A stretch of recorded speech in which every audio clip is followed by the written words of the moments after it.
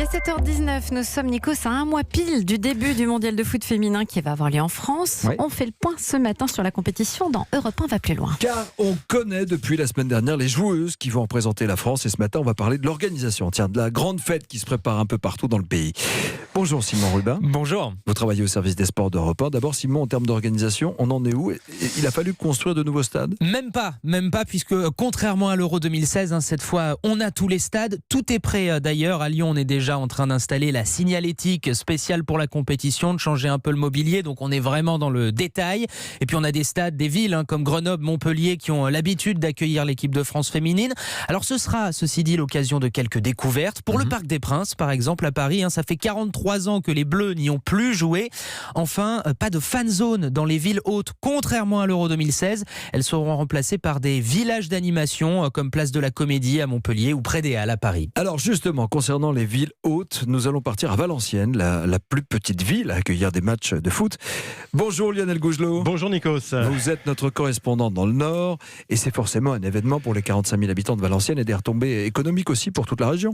Forcément, puisque pour les 6 matchs qui se joueront au stade du Hainaut à Valenciennes, on attend au moins 50 000 visiteurs étrangers, supporters des Pays-Bas, de l'Allemagne, de l'Italie, mais aussi du Brésil et de l'Australie, qui vont remplir les restaurants et les hôtels qui affichent presque complet selon Elisabeth Gondi. Elle est présidente de l'Office de tourisme. Habituellement, cette saison, on est autour de 50 à 60%. Là, on est 95-100%, quoi. Pour certains hôtels, c'est déjà plat. On sait, d'après les études, qu'une personne dans ces cas-là dépense entre 60 et 67 euros par jour sur place, entre le restaurant, les déplacements, les petits cadeaux. Donc, je pense qu'au niveau retombées économiques, ça va être quand même quelque chose d'assez intéressant pour nous. Alors, dans les cafés et les restaurants autour du stade, on est prêt. La clientèle sera plutôt familiale. Peu de chance, en effet, de voir la compétition polluée par les hooligans. Eric et Christophe sont bien décidés à profiter de l'événement. On prévoit des pompes à bière à l'extérieur, on prévoit une terrasse supplémentaire, on a prévu des extras en plus.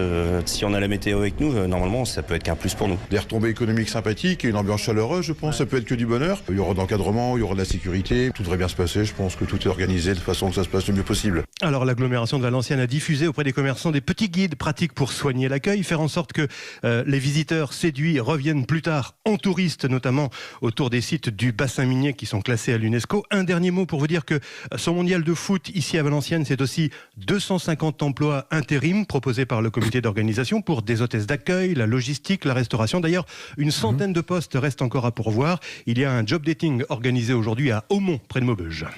Merci Lionel Gougelot depuis Valenciennes. Alors Simon Rubin, niveau billetterie, on en est où à un mois du jour J? Alors un peu plus de 800 000 billets vendus, il en reste un petit peu moins de 500 000 en vente quand même. Alors ce sont principalement des étrangers qui sont pour l'instant mobilisés. Du côté du public français, on traîne un tout petit peu plus.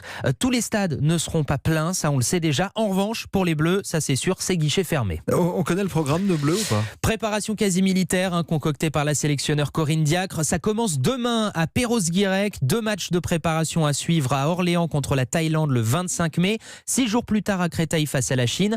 Avec des entraînements parfois prévus dès 7h du matin. Il faut se lever tôt pour être championne du monde. Et c'est vrai qu'on attend beaucoup de ces Françaises. La fédération table quand même sur 300 000 licenciés supplémentaires d'ici 5 ans, soit une hausse de 166%. Mais en interne, on estime que si les Bleus sont championnes du monde, on pourrait atteindre ce chiffre en 1 an ou 2 ans. Et puis au-delà des Bleus, la fête va être partout, cela va de soi. On a une petite idée des grands événements à ne pas manquer en France? Je vous en ai sélectionné 3. D'abord l'entrée en lice des Brésiliennes le 9 juin à Grenoble avec Formiga. La star du Brésil, elle a 41 ans. Elle va disputer sa 7e Coupe du Monde, record absolu.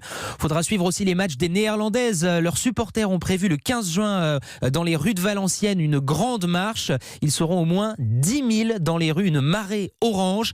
Et puis évidemment l'ouverture le 7 juin au Parc des Princes, France-Corée du Sud à suivre sur Europe 1 avec une cérémonie rythmée par la chanteuse française Jane.